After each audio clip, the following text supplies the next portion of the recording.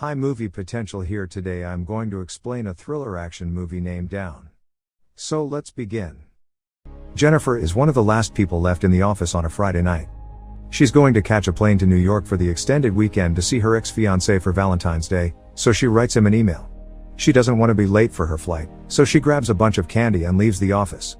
Simultaneously, Guy is getting ready to leave work as well. They both end up waiting for the elevator at the same time. Jennifer gets on the 49th floor and he joins her on the 42nd. Guy immediately starts chatting with her and joking. She replies but doesn't seem interested in having a conversation. Guy shows her an etching on the wall when the elevator suddenly stops. He tries the keys and the alarm button, but nothing works even though the electricity in the elevator seems to still be on. Guy tries opening the door, though that doesn't work either. They try waving to the fully operational camera and still no one responds to their calls. To make matters worse, none of their phones has service because they are 4 stories underground. Jennifer wonders where the security for the building is, worried that she'll miss her flight. 15 minutes later, they try calling for help and banging on the door, but no one can hear them. Guy gets the idea that there might be an escape hatch, so she awkwardly climbs on his shoulders and they check the elevator ceiling. She heard her hand a little banging on it, so he puts her down. 1 hour later, Jennifer realizes that she'll never catch her flight, and even though Guy jokes to lighten the mood, she just curses everything and everyone out. They finally introduce each other and continue with the banter that Guy had started the moment he stepped on the elevator. Since Jennifer doesn't have any water in her thermos, Guy offers her his bottle, but they joke that they should pop open the wine he had on him instead. Both of them realize that they have bottle openers in their bag and laugh about it. They don't open the wine, but she does accept his water. As a consolation prize for not having any actual food, Jennifer gives Guy some of the candy. She thinks they should save their rations though because they might end up stuck in the elevator until Tuesday. 4 hours later, Jennifer has to pee and she desperately tries to hold it in because she's too embarrassed to do it in front of Guy. He tells her to go in the corner over his coat, and when she says no, Guy suggests she relieves herself in her thermos. She makes him close his eyes and cover his ears. Guy also begins to sing and she finally pees. After that, she adds to the drawing on the elevator wall. Sometime later, they play a game and begin talking about more personal things. Guy tells her that he has no one that'll be looking for him because he's too obsessed with his job. Jennifer says she's the same. She tells him that she wanted to surprise someone in New York, but that he probably didn't even want her to come. Guy figures that it's about time that they open the wine and hands it to her. They drink to not being dead yet. Much later, they're keeping occupied by drawing each other and getting closer. Guy confesses that he'd actually seen her before in the office building. He just didn't share that because he didn't want to sound like a stalker and make her feel uncomfortable. She doesn't take it as bad as he thought she would. In fact, she laughs about it. They finish their drawings and show them to each other. Her portrait of him is more on the jokey side while his is more serious. Jennifer apologizes and takes a photo of the drawing, saying she'll make it her profile picture if they survive. Next, they talk about food, and since they're both hungry, she asks Guy to change the subject. He lists off different things and she chooses to talk about making love, gets up, and turns her camera on him, asking about the dirtiest place he's made love before. Guy's a little shy, so she shares her story first.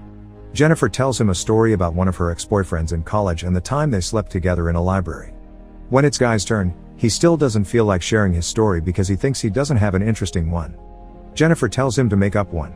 Guy tells a story about a hot girl that wanted to be with him during a work picnic. He says that they got drunk, got in the car, and she begins to undress while he's driving. Guy gets weird and uncomfortable again, telling Jennifer that he got aroused and he had to stop.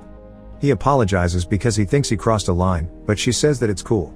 Guy approaches her awkwardly and kisses her, then begins to undress her. They make love in the elevator. After, Guy tells her that he could fall in love with her, but she gets away from him. Jennifer tells him that she wants to get back together with her ex. That was the reason why she wanted to go to New York and surprise him, to patch things up and make everything better. Unlike Guy, she thinks that even though their encounter was fun, they should just keep it casual because what she has with her ex is real. Jennifer is honest with him about how she feels and what her previous relationship was like. Guy, on the other hand, thinks that they connected and that her ex doesn't deserve her.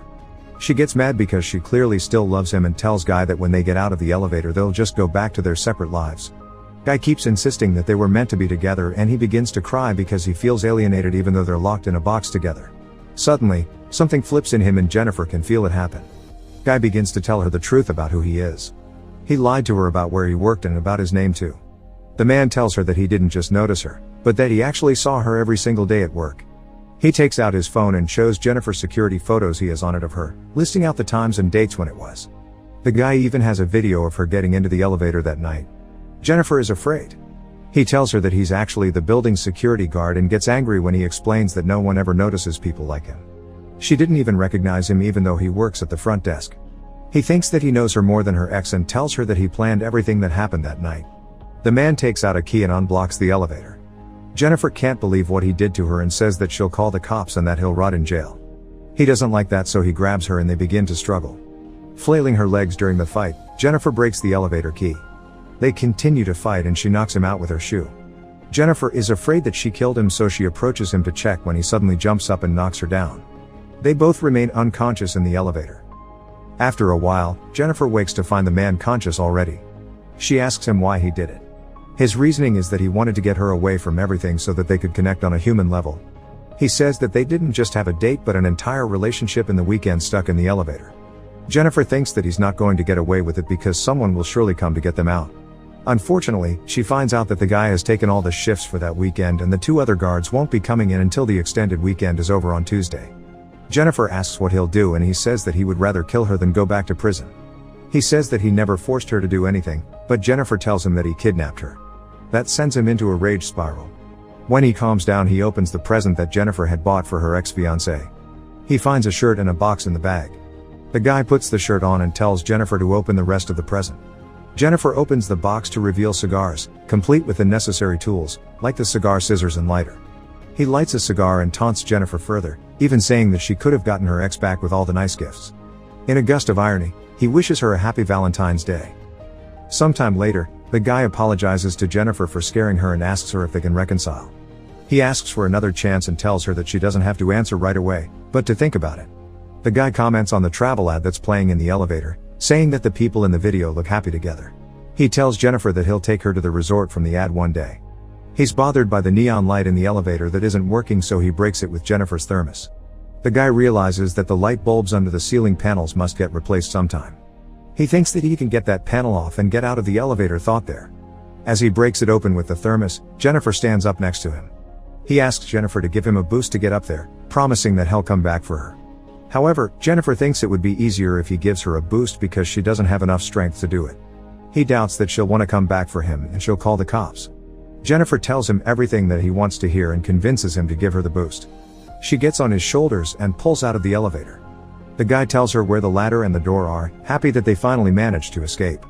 Jennifer turns around and gives him the middle finger, pissing him off. As she climbs the ladder, he finds a way to get out of the elevator too. The guy binds two pieces of clothing together and throws them over the elevator beam. Jennifer is already moving towards the door as he starts climbing up. He tells her that she'd better run because now she's going to die. Jennifer gets close to the door when he already reaches the level she's on and follows her. She opens the door and screams for help, then he suddenly garbs her and hurls both of them back in the elevator. They both fall unconscious. Jennifer wakes up first and sees the fire sprinklers, conceiving a new plan to get herself out. She tries to activate the fire alarms by lighting a cigar, but when she doesn't manage that, she starts a small fire. As the elevator fills with smoke, the guy wakes up and she punches him, breaking his nose. Jennifer succeeds in restraining him with a piece of clothing. He tells her that the fire alarm won't come on, but that they'll just get soaked and electrocuted. Jennifer threatens to seriously hurt him and makes him confess to everything that he's done to her. She turns her camera on and shoots herself, explaining what she knows about what happened. Jennifer turns the camera on him and asks for his real name. He says he's called John Deacons. John confesses that he got them stuck in the elevator on purpose. He even etched the drawing on the wall. That Friday he used the key to stop the elevator while she wasn't looking. Jennifer makes him admit to trapping her in the elevator. John admits to trapping and kidnapping her. She keeps questioning him, so he confesses to the camera everything that he did to her, from hitting her head on the ground to throwing her against the wall. Jennifer asks why and John says that he just wanted a date with her. If he had asked her out normally, she would have turned him down. John tells her who he was before he became a security guard. He was an accountant that worked for a big firm and was a real hotshot. John tells her that the story about the girl in the car was true, but that it ended differently than what he implied. He ended up missing an exit and drove straight into a ravine. The car flipped 7 times until it was stopped by a tree. The girl was dead on impact. John got only 6 months in jail because he had the resources to keep himself out. When he got out, the only job he could get was as a security guard. After a few months, he wanted to be himself again and feel it for a little while. Jennifer still doesn't understand why he chose her. He says that it's because she's great. Monday arrives and they're still trapped. One of the other security guards, Eddie, takes his new girlfriend to the building to show her the roof. When they walk inside, he looks for John, and when he doesn't find him, he checks the security monitors. Eddie sees John and Jennifer are stuck in the elevator, waking them both up. Jennifer begs him to get them out of there. He tells her that he'll come down and get them out, while his girlfriend falls asleep on the couch. Eddie gets to the elevator and pulls the doors open with a crowbar. Jennifer wants to get out, but he tells her that he needs to open the doors completely first and moves away. Suddenly, John knocks her out. He tells Eddie that he's there and he gives John his keys. John tells him that it's not working and Eddie says he'll climb in to help them. He gets stuck in the elevator and sees that something has happened inside when John turns on the elevator and cuts him in half. He knocks Jennifer out again, then takes her to his car and puts her in the trunk. John goes back into the building and disposes of Eddie's body and his clothes. He cleans himself up and puts on his uniform, sliding a cigar into his pocket. When John gets to the front desk, he deletes all of the videos from the security cameras. Eddie's girlfriend wakes up and John kills her too, then drops her in the shaft as well. John gets to his car and takes Jennifer to a secluded location to dispose of her. He pours gasoline into a dumpster to prepare. Before he opens the trunk, John tells Jennifer that he still likes her and it's unfortunate they couldn't be together.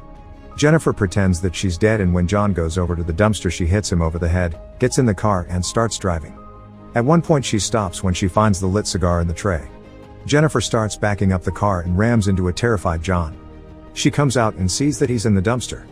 Jennifer relights the cigar and walks away, then she flicks the lit butt into the dumpster, burning John alive.